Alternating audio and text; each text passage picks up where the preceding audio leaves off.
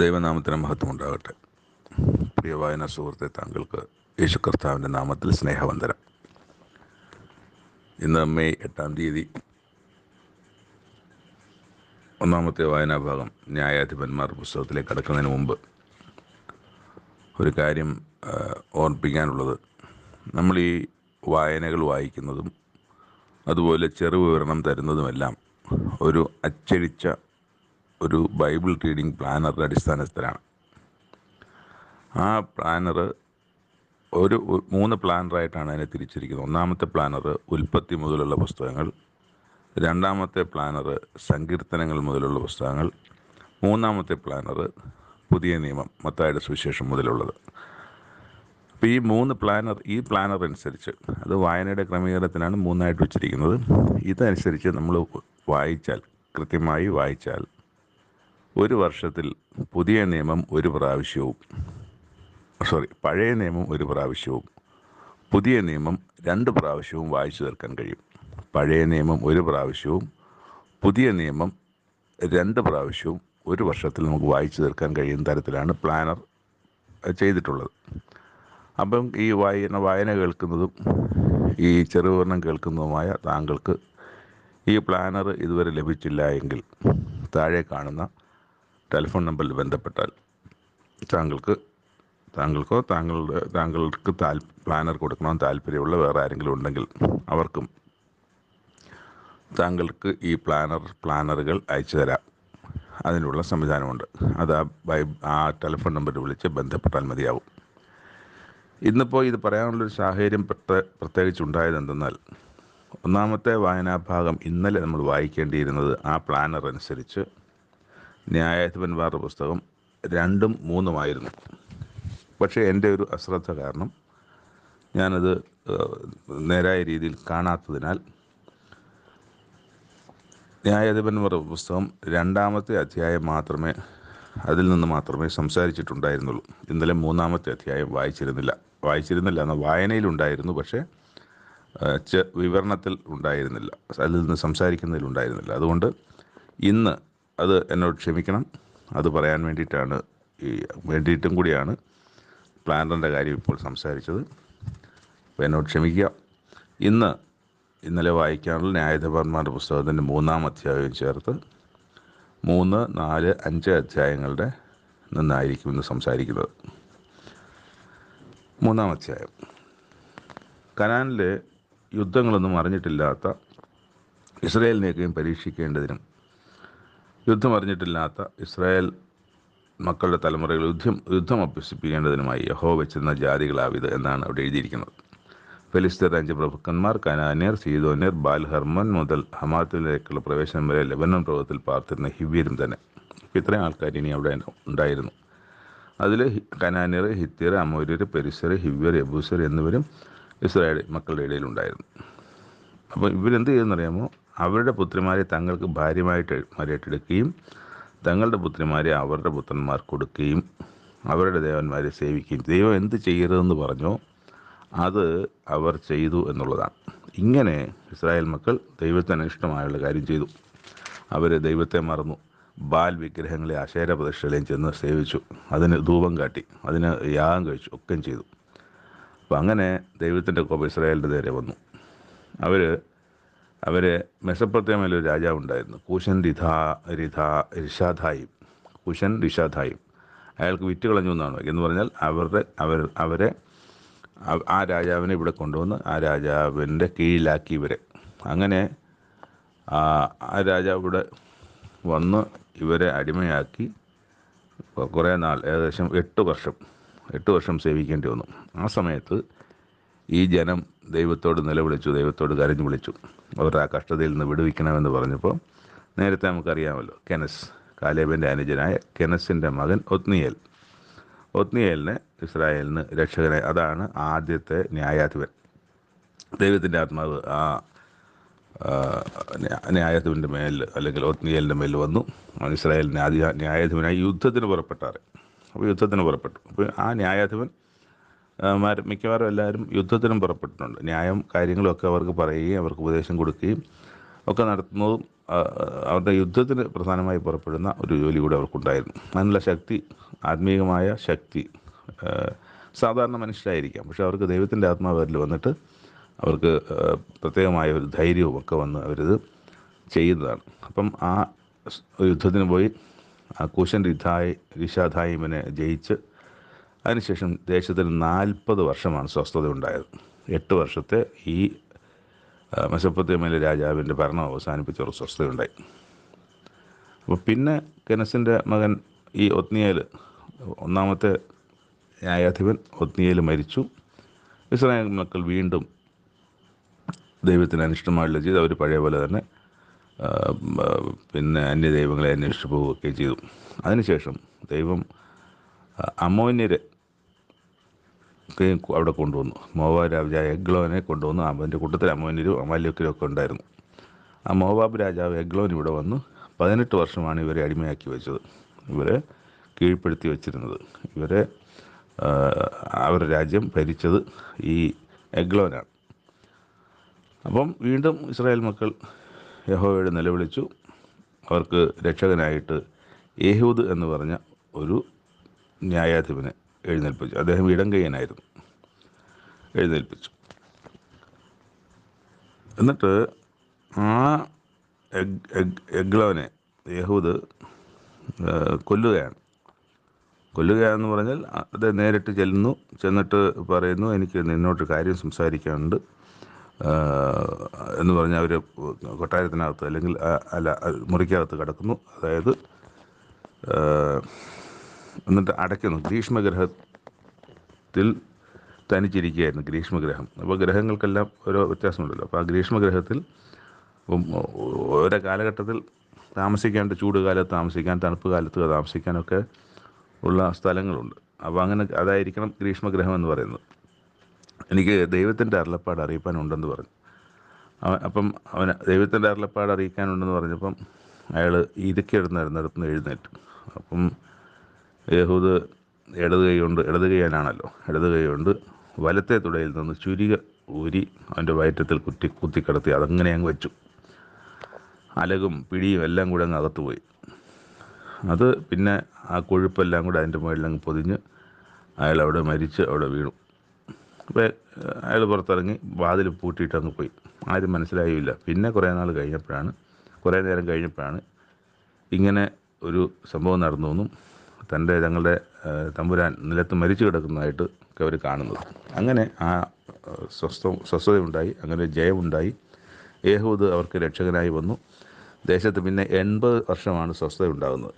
അപ്പോൾ അതിനുശേഷം അനാഥോത്തിൻ്റെ മകനായ ശങ്കറാണ് 3ാമത്തെ ന്യായാധിപനായിട്ട് എഴുന്നേൽക്കുന്നത്. ആ ശങ്കർ ഒരു മുടിങ്കോല് കൊണ്ട് ഫെലിസ്ത്യരിൽ 600 പേരെ കൊന്ന് ഇസ്രായേലിനെ രക്ഷിച്ചു. അപ്പോൾ ഫെലിസ്ത്യർ ഇതിലേക്ക് ഡീറ്റെയിൽ ആയിട്ട് അത് പറയുന്നില്ല. ഫെലിസ്ത്യർ ഇവർക്ക് എതിരെ വന്നിട്ടുണ്ടാകണം. ഇവർ വീണ്ടും ദൈവത്തിന് ഇഷ്ടമായുള്ളത് ചെയ്തിട്ടുണ്ടാകണം. അപ്പോൾ ഈ ശങ്കരെ കൊണ്ട് ഫെലിസ്ത്യർ 600 പേരെ കൊന്നു. അവനും ഇസ്രായേൽ രക്ഷിച്ചു. ഇവിടെ നമ്മൾ 4-ാം അധ്യായത്തിൽ വായിക്കുന്നത് യഹൂദ് മരിച്ച ശേഷം ഇസ്രായേൽ മക്കൾ വീണ്ടും യഹോവയ്ക്ക് അനിഷ്ടമായത് ചെയ്തു എന്നാണ്. യഹോവ അവരെ ഹാസോറിലെ കനാൻ രാജാവായ യാബീന് വിറ്റുകളഞ്ഞു. പിന്നെ യാബീൻ എന്ന് പറയുന്ന രാജാവാണ് അവർക്ക് വലിയ 900 ഇരുമ്പ് രഥമൊക്കെ ഉള്ള ആളുകളാണ്, അല്ലെങ്കിൽ സൈന്യമാണ്. ഒരു 20 വർഷം ഇവരെ കഠിനമായി ഞെരുക്കി. 20 വർഷം അവരെ പീഡിപ്പിച്ചു. 20 വർഷം അവരെ പ്രതിരോധത്തിലാക്കി. 20 വർഷം അവരുടെ കീഴിലായിരുന്നു ഇവർ ജീവിച്ചത്. ആ രാജാവിൻ്റെ കീഴിലാണ് ഇവർ ജീവിച്ചത്. അപ്പം ആ രാജാവ് വേറെ രാജ്യക്കാരനായതുകൊണ്ട് ഇവർക്ക് വേണ്ടി ഇപ്പം ബ്രിട്ടീഷുകാർ ഇന്ത്യയിൽ വന്നാൽ ഇവിടുന്ന് കൊള്ളയടിച്ചുകൊണ്ട് പോവുക, ആരെങ്കിലും ഉള്ള ജോലിയെല്ലാം ചെയ്യിക്കുക, പീഡിപ്പിക്കുക, തല്ലുക, കൊല്ലുക ഒക്കെ ചെയ്തിരുന്നത് പോലെ. അപ്പോൾ അവരും അതൊക്കെ തന്നെയാണ് അവിടെയും ചെയ്തത്. അപ്പോഴും ഈ ഇസ്രായേൽ മക്കൾ നിലവിളിച്ചു. ആ നിലവിളിച്ചപ്പോൾ ഇക്കുറി ഒരു സ്ത്രീയെയാണ് എഴുന്നേൽപ്പിക്കുന്നത്. ഒരു പ്രവാചക ഉണ്ടായിരുന്നു ഇസ്രായേലിൽ ന്യായപാലനം ചെയ്യുവാൻ വേണ്ടി, ദെബോറ എന്ന ഒരു പ്രവാചകി. അവൾ എഫ്രൈം പർവ്വതത്തിൽ രാമയ്ക്കും ബഥേലിനും മധ്യയുള്ള ദെബോറയുടെ ഈന്തപ്പനയുടെ കീഴിലാണ് പാർത്തിരുന്നത്. അപ്പോൾ അവൾ ഒരു ബാരാക്കിനോട് വിളിച്ചു പറഞ്ഞു, അബീനോവാമിൻ്റെ മകൻ ബാരാക്കിനെ, നീ പുറപ്പെട്ട് താബോർ പർവ്വതത്തിൽ ചെന്ന് നഫ്താലിയുടെയും സെബൂലൂൻ്റെ മക്കൾ 10,000 പേരെ കൂട്ടിക്കൊണ്ടുവന്നിട്ട് ഈ സീസരയുടെ രഥത്തിന് സീസരയാണ് വന്നത്. സീസരെ ഒരു മിനിറ്റ്, ഈ സീസര എന്ന് പറയുന്നത് യാബീൻ്റെ സേനാധിപതിയാണ്. അവൻ്റെ സേനാധിപതി ജാതികളുടെ ഹശോരത്തിൽ പാർത്തുന്ന സീസരയാണ്. അപ്പോൾ യാബീൻ രാജാവ് സീസര എന്ന് പറയുന്നത് അവരുടെ അവരുടെ സൈന്യാധിപനാണ്. അപ്പോൾ വന്നു ബാരാക്കിനോട് പറഞ്ഞു. ബാരാക്ക് പറഞ്ഞു, നീയും കൂടെ എൻ്റെ കൂടെ വരണമെന്ന് ഈ പ്രവാചകയോട് പറഞ്ഞു. അപ്പോൾ പ്രവാചക പറഞ്ഞു, ഞാൻ എൻ്റെ കൂടെ വന്നാൽ യുദ്ധം ജയിച്ചതിൻ്റെ ബഹുമാനം നിനക്ക് കിട്ടത്തില്ല, അത് കിട്ടത്തില്ല എന്ന് പറഞ്ഞു. അപ്പോൾ അതും സാരമില്ല എന്ന് പറഞ്ഞിട്ടാണ് ചെല്ലുന്നത്. അപ്പോൾ ദെബോർ ബാരാക്കിനോട് കൂടെ പോയി. അവിടെ ചെന്ന് യുദ്ധമൊക്കെ ജയിച്ചു. സീസര രഥത്തിൽ നിന്ന് കാൽനടയായി ഓടിപ്പോയി. പോയിട്ട് ഒരു കേന്യനായ ഹേബരനും ഭാര്യയും അവരുടെ കൂടാരത്തിൽ, അപ്പോൾ യായേലാണ് അയാളുടെ ഭാര്യ യായേലാണ് ഉണ്ടായിരുന്നത്, കൂടാരത്തിലുണ്ടായിരുന്നത്. അപ്പോൾ അയാൾ അവിടെ പോയി തനിക്ക് തന്നെ സംരക്ഷിക്കണം, അല്ലെങ്കിൽ തന്നെ കാത്തുകൊള്ളണമെന്നൊക്കെ പറഞ്ഞു. അപ്പോൾ അവളൊരു പരവതാനി കൊണ്ട് അവനെ മൂടി. അപ്പോൾ എനിക്ക് ദാഹിക്കുന്നു, കുടിക്കാൻ കുറച്ച് വെള്ളം വേണമെന്ന് പറഞ്ഞു. അവൾ പാൽ തുരുത്തി തുറന്ന് അവന് പാലാണ് കുടിക്കാൻ കൊടുത്തത്. പാൽ കുടിച്ചു, ദാഹം മാറി, അവനെ അവിടെ മൂടിയിട്ടു. പക്ഷേ ഈ സ്ത്രീ ചെയ്തത്, അയാളോട് പറഞ്ഞു, ആരെങ്കിലും വന്നാൽ ഞാനിവിടെ ഇല്ലെന്നേ പറയാവൂ എന്ന് പറഞ്ഞു. അങ്ങനെ അവൾ വീണ്ടും അതിൽ ആ പരവതാനി കൊണ്ട് മൂടി അവിടെ കിടത്തിയിരിക്കുകയാണ്. അപ്പോൾ അവളെന്ത് ചെയ്യുമെന്ന് വെച്ചാൽ ഒരു ചുറ്റിക എടുത്ത്, എനിക്ക് തോന്നുന്നു ആ ചുറ്റികയും ഈ കുറ്റിയുണ്ടല്ലോ, ഈ കൂടാരം വലിച്ചു കെട്ടുന്ന കുറ്റി, ആ കുറ്റിയും ഒരെണ്ണം എടുത്തിട്ട് അത് അയാളുടെ ഈ ചെള്ള ഭാഗത്ത്, ചെന്നി എന്നാണ് എഴുതിയിരിക്കുന്നത്, ഭാഗത്ത് അടിച്ച് കയറ്റി അത് തറയിൽ കൊള്ളത്തക്ക രീതിയിൽ അതിനെ അടിച്ച് ഇറക്കി. അങ്ങനെ ആ സീസര മരിച്ചുപോയി. അപ്പം യഥാർത്ഥത്തിൽ സീസരയെ അല്ലെങ്കിൽ കൊല്ലാനുള്ള ഇത് ബാരാക്കിനുള്ളതായിരുന്നു ആ ഇത്. പക്ഷേ സീസര മരിക്കുന്നത് ഒരു സ്ത്രീയുടെ കയ്യിൽ നിന്നാണ്. അതാണ് ദെബോറ പറഞ്ഞത്, ബഹുമാനം നിനക്കുണ്ടാകത്തില്ല എന്ന് പറഞ്ഞതിൻ്റെ സാരം ഇതാണെന്നാണ് എനിക്ക് തോന്നുന്നത്. ഇനി 5-ാമത്തെ അധ്യായത്തിൽ, അന്ന് ദെബോറായും അബീനോവാമിൻ്റെ മകനായ ബാരാക്കും പാട്ടുപാടിയത് എന്തെന്നാൽ, നായകന്മാർ ഇസ്രായേലിനെ നയിച്ചതും ജനം സ്വമേധയാ സേവിച്ചതിനും യഹോവയെ വാഴ്ത്തുവിൻ. അപ്പോൾ ദൈവത്തെ പുകഴ്ത്തിക്കൊണ്ട് പാട്ടുപാടി, ഈ നടന്ന സംഭവങ്ങളുടെ ജയത്തെക്കുറിച്ച് പാട്ടുപാടി, ശങ്കറിൻ്റെ കാലത്ത് വന്ന ജയത്തെ സംബന്ധിച്ച് ദെബോറയായ താൻ്റെ കാലത്ത് ഇന്ന് കിട്ടിയ ജയം, ഇതൊക്കെയും ഉയർത്തിക്കൊണ്ട് ദൈവത്തിനെ മഹത്വപ്പെടുത്തിക്കൊണ്ട് ഈ കാര്യങ്ങളെല്ലാം പറഞ്ഞുകൊണ്ട് ഒരു പാട്ട് പാടുന്നതാണ് നമ്മൾ 5-ാമത്തെ അധ്യായത്തിൽ കാണുന്നത്. അപ്പോൾ ഈ ജയങ്ങളുടെ പുറകെയൊക്കെയും ഒരു സന്തോഷമുണ്ട്. ആ സന്തോഷത്തിന് അവർ നമ്മൾ നേരത്തെയും കണ്ടിട്ടുണ്ട് പാട്ട് പാടുന്നതിനെ സംബന്ധിച്ചൊക്കെ. അപ്പോൾ അങ്ങനെ അവർ പാട്ട് പാടുന്നതാണ് 5-ാമത്തെ അധ്യായം. അതിൻ്റെ അവസാനം നമ്മൾ കാണുന്നത്, പിന്നെ ദേശത്ത് 40 സംവത്സരം സ്വസ്ഥതയുണ്ടായി.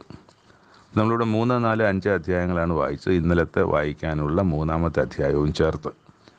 അപ്പോൾ അതിൻ്റെ അവസാനം നമ്മൾ കണ്ടത് ദേശത്തിന് ഇപ്പോൾ സ്വസ്ഥതയുണ്ടായി. ഇപ്പം ഈ ദെബോറ എഴുന്നേറ്റ്, പ്രവാചക എഴുന്നേറ്റ് ബാരാക്കിൻ്റെ നേതൃത്വത്തിൽ യുദ്ധമൊക്കെയും ചെയ്ത് ജയിച്ച് വന്നു. ശേഷം 40 സംവത്സരം സ്വസ്ഥതയുണ്ടായി. ഇനി എന്താ സംഭവിക്കാൻ പോകണമെന്ന് ഈ 2-3 സംഭവങ്ങൾ കൊണ്ട് തന്നെ നമുക്കൊരു ഐഡിയ കിട്ടിയിട്ടുണ്ട്. അവർ വീണ്ടും ദൈവത്തിന് അനുഷ്ഠമുള്ള ഇത് ചെയ്യും എന്നുള്ളതാണ്. അപ്പോൾ അത് നമുക്ക് 6-ാം അധ്യായത്തിലേക്ക് വായിക്കാം. പുതിയ മറ്റ് ന്യായാധിപന്മാർ എഴുന്നേൽക്കപ്പെടുന്നതും അവരുടെ നേതൃത്വത്തിൽ അവരെ അടിമകളാക്കി വയ്ക്കുന്നവരെ ജയിക്കുന്നതും ദൈവം അവർക്ക് സ്വസ്ഥത കൊടുക്കുന്നതൊക്കെയുമായുള്ള കാര്യങ്ങൾ നമുക്ക് വീണ്ടും അടുത്ത അധ്യായങ്ങളിൽ വായിക്കാൻ കഴിയും. 2-ാമത്തെ വായനാഭാഗം യെശയ്യാപ്രവാചകൻ്റെ പുസ്തകം 32-ാം അധ്യായം. അവിടെ നമ്മൾ വായിക്കുന്നത് ഒരു പ്രവചനമാണ്. അത് ഏത് പ്രവചനമാണെന്ന് നമുക്ക് വായിച്ച് നോക്കി മനസ്സിലാക്കാം. അവിടെ വായിക്കുന്നത്, ഒരു രാജാവ് നീതിയോടെ വാഴും, പ്രഭുക്കന്മാർ ന്യായത്തോടെ അധികാരം നടത്തും. ഓരോരുത്തൻ കാറ്റിനൊരു മറവും പിശറിനൊരു സങ്കേതവുമായി വരണ്ട നിലത്ത് നീർത്തോടുകൾ പോലെയും ക്ഷീണമുള്ള ദേശത്ത് ഒരു വൻപാറയുടെ തണൽ പോലെയും ഇരിക്കും. കാണുന്നവരുടെ കണ്ണ് ഇനി മങ്ങുകയില്ല. കേൾക്കുന്നവരുടെ ചെവി ശ്രദ്ധിക്കും. അവിവേകിയുടെ ഹൃദയം പരിജ്ഞാനം ഗ്രഹിക്കും. വിക്കന്മാരുടെ നാവ് തടവില്ലാതെ വ്യക്തമായി സംസാരിക്കും. ഭോഷനെ ഇനി ഉത്തമനെന്ന് വിളിക്കുകയില്ല. ആഭാസനെ മഹാത്മാവെന്ന് പറയുകയുമില്ല. ഭോഷൻ ഭോഷത്വം സംസാരിക്കും, വഷളത്വം ചെയ്യും. യഹോവയ്ക്കും വിരോധമായി അബദ്ധം സംസാരിച്ചും വിശപ്പുള്ളവരെ പട്ടിണിയിട്ടും ദാഹമുള്ളവർക്ക് പാനം മുടക്കിയും കൊണ്ട് അവൻ്റെ ഹൃദയം നീതികേടും പ്രവർത്തിക്കും. ഇവിടെ വേറൊരു കാര്യം, സ്വൈരമായിരിക്കുന്ന സ്ത്രീകളെ എഴുന്നേറ്റ് എൻ്റെ വാക്ക് കേൾപ്പിൻ, ചിന്തയില്ലാത്ത പെണ്ണുങ്ങളെ എൻ്റെ വചനം ശ്രദ്ധിപ്പിൻ. ചിന്തയില്ലാത്ത പെണ്ണുങ്ങളെ രണ്ടാളും ഒരാണ്ടും കുറേ നാളും കഴിയുമ്പോൾ നിങ്ങൾ നടുങ്ങിപ്പോകും, മുന്തിരിക്കൊയ്ത്ത് നഷ്ടമാകും, ഫലശേഖരം ഉണ്ടാകുകയില്ല. സ്വൈരമായിരിക്കുന്ന സ്ത്രീകളെ വെറുപ്പിൻ, ചിന്തയില്ലാത്ത പെണ്ണുങ്ങളെ നടുങ്ങുവിൻ എന്നൊക്കെ വായിക്കുന്ന ഭാഗങ്ങൾ നമുക്ക് കാണാം. അപ്പോൾ ഇതും ഭാവിയിലേക്കുള്ളത് തന്നെയാണ്. ഭാവിയിലേക്കുള്ളതാണ്. ജനത്തോട് പറയുന്ന ഉപദേശങ്ങളാണ്. നിങ്ങൾ സൂക്ഷിക്കണമെന്നും നിങ്ങൾ നടക്കേണ്ട വഴിയിൽ നടക്കണമെന്നൊക്കെ പറയുന്ന ഉപദേശമാണ്. എന്നിട്ട് അരമന ഉപേക്ഷിക്കപ്പെടും, ജനപുഷ്ടിയുള്ള നഗരം നിർജ്ജനമായിത്തീരും, കുന്നും കാവൽ മാളികയും സദാകാലത്ത്. അപ്പോൾ ഇവിടെ ആദ്യം നമ്മൾ കാണുന്ന ഒരു രാജാവ് നീതിയോടെ വാഴും എന്ന് പറയുന്നതിൻ്റെ ശേഷമാണ് അരമന ഉപേക്ഷിക്കപ്പെടും, ജനപുഷ്ടിയുള്ള നഗരം വചനമായി തീരുമെന്നൊക്കെ പറയുന്നത്. അത് മിക്കവാറും ആദ്യം നടക്കാനുള്ള കാര്യമായിരിക്കാനാണ് സാധ്യത. ആദ്യം അരമന ഉപേക്ഷിക്കപ്പെടും, ജനപുഷ്ടിയുള്ള നഗരം ഇത് സംഭവിച്ചു രാജാക്കന്മാരുടെ അവസാനം അത് സംഭവിച്ചു. പിന്നെ എത്രയോ നാൾ കഴിഞ്ഞ് ആയിട്ട് ഈ നീതിയുടെ രാജാവ് എന്ന് പറയുന്ന യേശുക്രിസ്തു ആണെങ്കിൽ ആ നീതിയുടെ രാജാവ് എഴുന്നേൽക്കുന്നത് പിന്നെ എത്രയോ നൂറ്റാണ്ടുകൾ കഴിഞ്ഞിട്ടാണ്. അപ്പോൾ ഇവിടെ നമ്മൾ വായിക്കുന്ന അരമന ഉപേക്ഷിക്കപ്പെടും, ജനപുഷ്ടിയുള്ള നഗരം നിർജ്ജനമായി തീരും, കുന്നും കാവൽ മാളികയും സദാകാലത്തെയും ഗുഹകളായി ഭവിക്കും. അവ കാട്ടുകഴുതകളുടെ സന്തോഷസ്ഥാനവും ആട്ടിൻകൂട്ടങ്ങളുടെ മേച്ചിൽ പുറവുമായിരിക്കും. എന്നിട്ട് വായിക്കാം 15. അത് പാരഗ്രാഫിന് കൂടെ തന്നെയാണ് പറയുന്നതെങ്കിലും ഉയരത്തു നിന്ന് ആത്മാവിനെ നമ്മുടെ മേൽ പകരുവോളം തന്നെ. കണ്ടോ, അപ്പോൾ മരുഭൂമി ഉദ്യാനമായി തീരും, ഉദ്യാനം വനമായി എണ്ണപ്പെടും. അന്ന് മരുഭൂമിയിൽ ന്യായം വസിക്കും, ഉദ്യാനത്തിൽ നീതി പാർക്കും. നീതിയുടെ പ്രവൃത്തി സമാധാനവും നീതിയുടെ ഫലം ശാശ്വത വിശ്രാമവും നിർഭയതയുമായിരിക്കും. അപ്പം അങ്ങനെ വരുന്നൊരു കാലത്തെ സംബന്ധിച്ചാണ് പറയുന്നത്. എന്താണ് അവിടെ? ഉയരത്തിൽ നിന്ന് ആത്മാവിനെ നമ്മുടെ മേൽ പകരുന്നത് വരെ ഈ സംഗതികളൊക്കെ ഇങ്ങനെ തന്നെ ആയിരിക്കുമെന്നാണ്. അവിടെ നമ്മൾ വായിക്കുന്ന ഉദ്യാനത്തിൽ നീതി പാർക്കുമെന്നും നീതിയുടെ പ്രവൃത്തി സമാധാനം നീതിയുടെ ശാശ്വത വിശ്രമമാകുമെന്നും ഉദ്യാനം ഉണ്ടാകുമെന്നും ഉദ്യാനം വനമായി, ഇതൊക്കെ മനുഷ്യൻ്റെ മനസ്സുകളിൽ, മനുഷ്യരാണിതെല്ലാം. ഈ ഉദ്യാനമാകുന്ന മനുഷ്യരാണ്. അത് വനം പോലെ ആയിത്തീരുന്നത് അതും വിശ്വാസികളായിരുന്ന മനുഷ്യരെ കൊണ്ടാണ്. ഇതൊക്കെയാണ് നമുക്ക് അതിനകത്ത് വായിക്കാം. അതൊരു ഉദ്യാനത്തെക്കുറിച്ചോ വനത്തെക്കുറിച്ചോ അല്ല. ഉദ്യാനം വനമായി മാറുക എന്ന് പറയുന്നത് പോലെ ഇവിടെ ജനത്തിൻ്റെ വർധനവ്, വിശ്വാസികളുടെ വർധനവ്, ഈ പറയുന്ന ഇവിടെ നമ്മൾ ഉയരത്തിൽ നിന്ന് ആത്മാവിനെ പകരുന്ന കാലത്തും ഈ രാജാവ് നീതിയോടെ വാഴുന്ന കാലത്തും ഒക്കെ വരുന്ന ആ സമയത്തെ കാര്യങ്ങളാണ്. അപ്പോൾ അതിനു മുമ്പ് ഒരു പ്രവൃത്തി ചെയ്തു തീർക്കാണ്ട് ആ രാജ്യത്തിലേക്ക് വരണമെങ്കിൽ തന്നെ അവിടെ ഒരു വലിയ പ്രോസസ്സ്, ആ പ്രോസസ്സ് ഇപ്പം നടന്നുകൊണ്ടിരിക്കുകയാണ്. ആ പ്രോസസ്സിൽ രാജാവ് നീതിയോടെ വാഴുന്ന ഇപ്പം നീതിയുള്ള രാജാവില്ല. ഒരു രാജാക്കന്മാർ നീതിയോടെ വാഴുന്നില്ല. നമുക്ക് വെച്ചിരിക്കുന്ന രാജാവും ഇതുവരെ ഭൂമിയിലേക്ക് എത്തിയിട്ടില്ല. ഇപ്പോൾ ആ രാജാവ് വിശ്വാസികൾക്കും ദൈവത്തിനും മധ്യേ ഒരു പുരോഹിതനായി, ഒരു അഡ്വക്കേറ്റായി, ഒരു ഇടനിലക്കാരനായി ഒക്കെ ഇന്ന് നമുക്ക് വേണ്ടി, ഭൂമിയിലെ വിശ്വാസികൾക്ക് വേണ്ടി പ്രവർത്തിച്ചുകൊണ്ടിരിക്കുകയാണ്. ആ വ്യക്തി രാജാവായി വരുമ്പോഴാണ് ഈ പറഞ്ഞ ഇവിടെ എല്ലാവരും നീതി വസിക്കുന്ന ഭൂമി ഉണ്ടാകാൻ പോകുന്നത്. അതിൻ്റെ അവസാനം എഴുതിയിരിക്കുന്നു, വെള്ളത്തിനരികത്തെല്ലാം വിതയ്ക്കുകയും കാളയെയും കഴുതയെയും അഴിച്ചു വിടുകയും ചെയ്യുന്നവരെ നിങ്ങൾക്ക് ഭാഗ്യം, നിങ്ങൾ അനുഗ്രഹിക്കപ്പെട്ടവർ. എന്തായിരിക്കാം വെള്ളത്തിനരികത്തെല്ലാം വിതയ്ക്കുകയും എന്ന് പറയുന്നത്? അത് ദൈവരാജ്യം അറിയിക്കുക, സുവിശേഷം അറിയിക്കുക എന്നുള്ളത് തന്നെ ആയിരിക്കും എന്നാണ് ഞാൻ കരുതുന്നത്. 20-ാമത്തെ വാക്യം, അവസാനത്തെ വാക്യം 32-ൻ്റെ, വെള്ളത്തിനരികത്തെല്ലാം വിതയ്ക്കുകയും കാളയെയും കഴുതയെയും അഴിച്ചു വിടുകയും ചെയ്യുന്നവർ. കാളയും കഴുത അഴിച്ചു വിടുക എന്ന് പറഞ്ഞാൽ സ്വതന്ത്രരാക്കുക എന്നുള്ളതാണ്. ആരെയാണ്? കാളയും കഴുതയല്ല സ്വതന്ത്രരാക്കുന്നത്, മനുഷ്യരെ സ്വതന്ത്രരാക്കുന്നവർ. അവരെല്ലാം പലതരം ബന്ധനത്തിലായി ജീവിക്കുന്നവരാണ് മനുഷ്യരെല്ലാം. സുവിശേഷം അവരെ, നമ്മൾ വചനം വായിക്കുന്നതാണ് സത്യം, അവരെ സ്വതന്ത്രരാക്കും. ആ സത്യത്തിലേക്ക് അവരെ നടത്തുന്നവർ ഭാഗ്യവാന്മാർ. ആ സത്യത്തിലേക്ക് നടത്തപ്പെടുമ്പോൾ അവർ ബന്ധനമെല്ലാം മാറി അവർ സ്വതന്ത്രരാകുമ്പോൾ, അങ്ങനെ സ്വതന്ത്രരാക്കുക എന്ന, അങ്ങനെ രണ്ടും ഒരേ സമയം നടക്കുന്നതാണ്. അപ്പോൾ അത് ചെയ്യുന്നവർ ഭാഗ്യവാന്മാർ. അപ്പോൾ നമ്മളിന്ന് ഈ സുവിശേഷം അറിയിക്കുന്നവർ അനുഗ്രഹിക്കപ്പെട്ടവരും ഭാഗ്യവാന്മാരും ആകുന്നൊരവസ്ഥയെക്കുറിച്ചായിരിക്കണം ഈ പ്രവചനമെന്ന് ഞാൻ പൂർണ്ണമായും വിശ്വസിക്കുന്നു. 3-ാമത്തെ വായനാ ഭാഗം യാക്കോബിൻ്റെ സുവിശേഷം. യാക്കോബ് എന്ന മലയാളത്തിൽ കാണുന്നത്, ഇംഗ്ലീഷിൽ ബൈബിളിൽ ജെയിംസ് എന്നാണ് നമ്മൾ കാണുന്നത്. 2-ാമത്തെ അധ്യായം. വീണ്ടും ചില വിശ്വാസത്തിന് യോഗ്യമായ പ്രവർത്തികളെ നമ്മുടെ മുമ്പിൽ വരച്ചു കാട്ടുകയാണ് യാക്കോബ്. യേശുക്രിസ്തുവിൻ്റെ സഹോദരനാണെന്ന് ഇന്നലെ പറഞ്ഞത് ഓർമ്മയുണ്ടാവുമല്ലോ. നിങ്ങൾ മുഖപക്ഷം കാണിക്കരുത്. നിങ്ങളാരാണ്? തേജസ്സുള്ളവനായി നമ്മുടെ കർത്താവ് യേശുക്രിസ്തുവിൽ വിശ്വസിക്കുന്ന നിങ്ങൾ. അപ്പോൾ തേജസ്സുള്ളവനായി നമ്മുടെ കർത്താവ് യേശുക്രിസ്തുവിൽ വിശ്വസിക്കുന്ന നിങ്ങൾ. അപ്പം യേശുക്രിസ്തു എങ്ങനെയാണ്? യേശുക്രിസ്തു മുഖപക്ഷം കാണിച്ചിരുന്നല്ല. എല്ലാവരെയും, ആവശ്യക്കാരെ എല്ലാം ഒരുപോലെ സഹായിക്കുകയും ഉള്ളവനെയും ഇല്ലാത്തവനെയും ദരിദ്രനെയും സമ്പത്തുള്ളവനെയും ഒക്കെ സുവിശേഷം അറിയിക്കുന്നതിലൊന്നും ഒരു വ്യത്യാസം വെച്ചിരുന്നില്ല യേശുക്രിസ്തു. നിങ്ങൾ മുഖപക്ഷം കാണിക്കരുത്. അതിൻ്റെ ഉദാഹരണം പറയുന്നത്, നിങ്ങളുടെ പള്ളിയിൽ മോടിയുള്ള വസ്ത്രം ധരിച്ചു വരുന്നു, പൊന്മോതിരം ഇട്ടും കൊണ്ടൊരുത്തം വരുന്നു.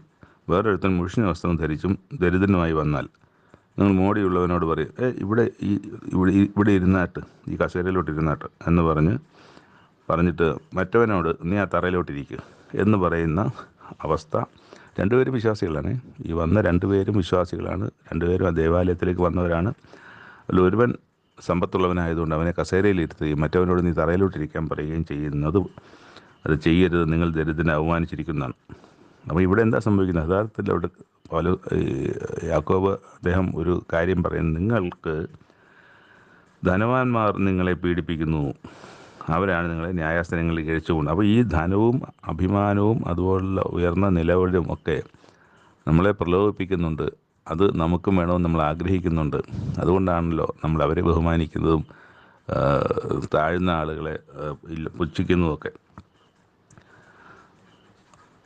ഒരുത്തൻ ന്യായപ്രമാണം മുഴുവനും അനുസരിച്ച് നടന്നിട്ടും ഒന്നിൽ തെറ്റിയാൽ അവൻ സകലത്തിനും കുറ്റക്കാരനായിത്തീരുന്നു എന്നും അദ്ദേഹം ഇവിടെ എഴുതുന്നുണ്ട്. കൂട്ടുകാരനെ നിന്നെപ്പോലെ തന്നെ സ്നേഹിക്കണമെന്ന് തിരുവെഴുത്തിനൊത്തവണ്ണം രാജകീയ രാജപ്രമാണമാണ് ഈ ബൈബിൾ. രാജകീയ രാജപ്രമാണം നിങ്ങൾ നിവർത്തിക്കുന്നുവെങ്കിൽ നന്ന്. മുഖപക്ഷം കാണിച്ചാലോ പാപം ചെയ്യുന്നു. നിങ്ങൾ ലംഘനക്കാർ എന്ന് ന്യായപ്രമാണത്താൽ തെളിയുന്നു. വ്യഭിചാരം ചെയ്തു തരുന്നെന്ന് കൽപ്പിച്ചവൻ കൊല ചെയ്യരുതെന്നും കൽപ്പിച്ചിരിക്കുന്നു. ബാക്കിയെല്ലാം ചെയ്യുന്നില്ല, എല്ലാം കൃത്യമായി അനുസരിക്കുന്നു. പക്ഷെ ഒരു കാര്യത്തിൽ തെറ്റുന്നുവെങ്കിൽ എല്ലാത്തിലും തെറ്റിയെന്നാണ് ഇവിടെ നമ്മൾ വായിക്കുന്നത്. സ്വാതന്ത്ര്യത്തിൻ്റെ ന്യായപ്രമാണത്തിൽ വിധിക്കപ്പെടുവാനുള്ളവരെ പോലെ സംസാരിക്കുകയും പ്രവർത്തിക്കുകയും ചെയ്യുന്നു. സ്വാതന്ത്ര്യത്തിൻ്റെ നേരത്തെ ഉള്ളത് ന്യായപ്രമാണം സ്വാതന്ത്ര്യത്തിൻ്റെ അല്ല, അത് ഒരു അടിമത്തത്തിൻ്റെ അല്ലെങ്കിൽ അത് ഒരു ഭയങ്കരമായ ഒരു പീഡനത്തിൻ്റെ ഒക്കെ ആയിരുന്ന ന്യായപ്രമാണത്തിലായിരുന്ന നിങ്ങളെ സ്വാതന്ത്ര്യത്തിൻ്റെ ന്യായപ്രമാണത്തിലാണ് നിങ്ങളിപ്പോൾ ഉള്ളത്. ആ ന്യായപ്രമാണത്താൽ വിധിക്കപ്പെടുവാനുള്ളവരെ പോലെ സംസാരിക്കുകയും പ്രവർത്തിക്കുകയും ചെയ്യും. കരുണ കാണിക്കാത്തവന് കരുണയില്ലാത്ത കരുണ പ്രവൃത്തിയാണ്, വിശ്വാസത്തിൻ്റെ പ്രവൃത്തിയാണ് കരുണ. ആ കരുണയില്ലാത്തവന് കരുണയില്ലാത്ത ന്യായവിധി തന്നെ ഉണ്ടാകും എന്നും പറയുകയാണ്. പിന്നെ പലപ്പോഴും നമ്മൾ കാണുന്നത് കരുണ ന്യായവിധിയെ ജയിച്ച് പ്രശംസിക്കുന്നു. അതായത് നമ്മൾ കരുണ കാണിക്കുന്നത് കൊണ്ട്, ദരിദ്രർക്ക് കൊടുക്കുന്നത് കൊണ്ട്, ദരിദ്രരെ കാക്കുന്നതുകൊണ്ട്, അവരെ ബഹുമാനിക്കുന്നതുകൊണ്ട്, അവരെ തള്ളിക്കളയാതിരിക്കുന്നതുകൊണ്ടൊക്കെ, അപ്പോൾ അവർക്ക് കൊടുക്കുന്നത്, അവർക്ക് ചെയ്യുന്നതൊക്കെ നീ എനിക്ക് ചെയ്തതുപോലെ എന്ന് ക്രിസ്തുവും പറഞ്ഞ് നമ്മുടെ മുമ്പിലുണ്ട്. അല്ലെങ്കിൽ അത് ദൈവത്തിന് ചെയ്യുന്നത് പോലെ, ദൈവത്തിന് കടം കൊടുക്കുന്നത് പോലെയാണ് അങ്ങനെയുള്ള കാര്യങ്ങൾ ചെയ്യുന്നത്. അപ്പോൾ അത് ചെയ്യുമ്പോൾ ആ കാര്യം നമ്മളുടെ കുറ്റങ്ങൾക്ക് ശിക്ഷയ്ക്ക് ഒരു ഇളവിന് സാധ്യതയുള്ളതെന്നാണ് പറയുന്നത്. അപ്പോൾ അത് ക്രിസ്തുവും അങ്ങനെ തന്നെയാണ് നമ്മളോട് പറയുന്നത്. അവരിവിടെ വായിക്കുന്നത് കരുണ ന്യായവിധിയെ ജയിച്ച് പ്രശംസിക്കുന്നു. എന്നിട്ട് പറയുകയാണ്, നിങ്ങൾക്ക് ഒരുത്തിന് വിശ്വാസമുണ്ടെന്ന് പറയുന്നു, എന്നിട്ട് പ്രവൃത്തി ഇല്ലായിരുന്നാൽ എന്താണ് ഉപകാരം? എന്ത് ഗുണം? ആ വിശ്വാസത്തിൽ അവൻ രക്ഷ പ്രാപിക്കുമോ? ഒരു സഹോദരനോ സഹോദരിയോ അവർക്ക് ഉടുക്കാനില്ല, തീരെ നഗ്നരും അഹോവൃത്തിക്ക് ആയിരിക്കെ നിങ്ങൾ പറയുകയാണ് അവരോട് പോയി സമാധാനത്തോടെ തീ കായുകയും വിശപ്പെടുകയും ചെയ്യുന്നു. അതിന് കൊടുക്കാതെ പറയുകയാണ്, നിങ്ങൾ പോയി ആഹാരം കഴിച്ചിട്ട് തീയൊക്കെ കാഞ്ഞ് സ്വസ്ഥമായിട്ട് കിടന്നുറങ്ങുക എന്ന് പറഞ്ഞയച്ചാൽ എന്ത് കാര്യം? അവർക്കതില്ല.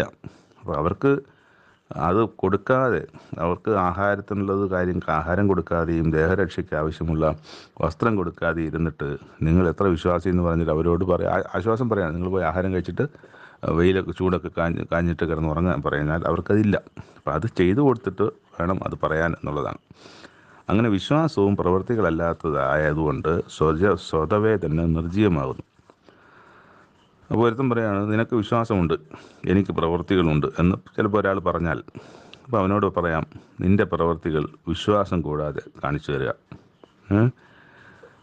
നിൻ്റെ വിശ്വാസം പ്രവൃത്തി കൂടാതെ കാണിച്ചു തരിക, ഞാനും എൻ്റെ വിശ്വാസം പ്രവൃത്തികളാൽ കാണിച്ചു തരാം എന്ന് പറഞ്ഞാൽ അവിടെ ഏതായിരിക്കും എളുപ്പം എന്നുള്ളതാണ്. നിൻ്റെ വിശ്വാസം പ്രവൃത്തികൾ കൂടാതെ കാണിച്ച, പ്രവൃത്തികൾ കൂടാതെ വിശ്വാസം കാണിച്ചു തരാൻ ഒക്കില്ല എന്നാണ് അവർ പറയുന്നത്. പ്രവൃത്തികൾ കൂടാതെ അപ്പോൾ വിശ്വാസം ഉള്ളവരിൽ നിന്ന് ആ വിശ്വാസത്തിൻ്റെ യോഗ്യമായ പ്രവൃത്തി വരും. അതാണ് ഞാൻ ഇന്നലത്തെ അധ്യായത്തിൽ ഒരുത്തനെ നോക്കിയിരുന്നാൽ, ഒരുത്തനെ ശ്രദ്ധിച്ചാൽ അവനൊരു യഥാർത്ഥ വിശ്വാസിയാണോ എന്നുള്ളത് മനസ്സിലാക്കാൻ അവൻ്റെ പ്രവൃത്തി, അവൻ്റെ വർത്തമാനം, അവൻ്റെ രീതികളൊക്കെ ശ്രദ്ധിച്ചിരുന്നാൽ മനസ്സിലാവും. അപ്പം അങ്ങനെ ഒരു വിശ്വാസിയാണോ എന്നുള്ളതിന് നമുക്ക് തെളിവ് നമ്മുടെ പ്രവൃത്തിയിൽ വേണം. ഉണ്ടായിരുന്നാൽ ഒന്നും ചെയ്യാതെ ഇങ്ങനെ ധ്യാനത്തിലിരിക്കുന്ന ഒരാളിനെ നോക്കിയിട്ട് അവൻ്റെ വിശ്വാസിയാണെന്ന് പറയാൻ അവൻ പ്രവൃത്തി ഒന്നും വരുന്നില്ലല്ലോ. അപ്പോൾ പ്രവൃത്തി വരും. അപ്പോൾ പ്രവൃത്തി വരുമ്പം അതിൽ നിന്ന് അവൻ്റെ വിശ്വാസത്തെ കാണിക്കപ്പെടും എന്നുള്ളതാണ്. നമ്മുടെ പിതാവായ അബ്രഹാം തൻ്റെ മകനായ ഇസ്ഹാക്കിനെ യാഗപീഠത്തിന്മേൽ അർപ്പിച്ചത് പ്രവൃത്തിയാലാണ്. അപ്പോൾ പ്രവൃത്തിയാണ് നടന്നത്. ഇസ്ഹാക്കിനെ യാഗപീഠത്തിൽ കൊണ്ടുവരുന്നത്, അവിടെ കെട്ടിവയ്ക്കുന്നതും കത്തിയെടുക്കുന്നതും ഒക്കെ പ്രവൃത്തികളാണ്. പല പ്രവൃത്തികളുടെ ഒരു സംക്ഷിപ്തമാണ്. എല്ലാം എന്തിലേക്കാണ്? ആ യാഗത്തിലേക്കാണ് പോകുന്നത്. ആ യാഗത്തിന് മുമ്പ് പല കാര്യങ്ങൾ ചെയ്താലേ യാഗം നടക്കും. ആ യാഗത്തിന് വേണ്ടി കത്തി ഉയർത്തുന്നു.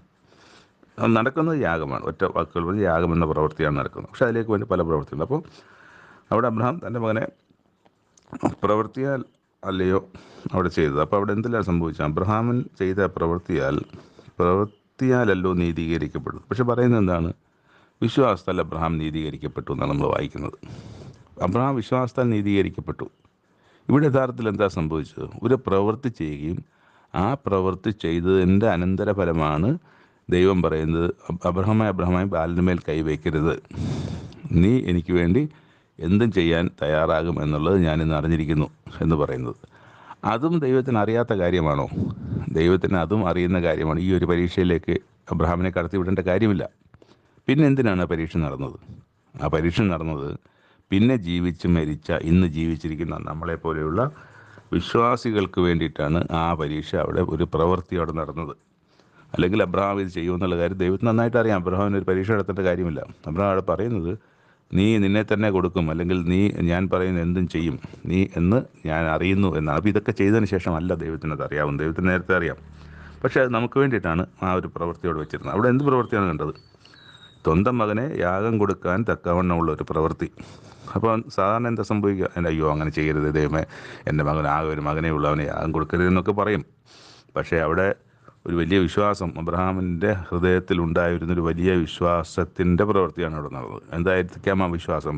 എൻ്റെ മകനെ യാഗമായി കൊടുക്കേണ്ടി വരില്ല എന്നുള്ള. കാരണം വെച്ചാൽ നിനക്ക് ഞാൻ എൻ്റെ മകൻ തരും. അത് പിന്നെ ഇസ്മായിലല്ല, ഇസ്ഹാക്ക് തന്നെയാണ് നിനക്ക് വാഗ്ദത്ത പ്രകാരം ജനിക്കാനിരിക്കുന്ന സന്തതി.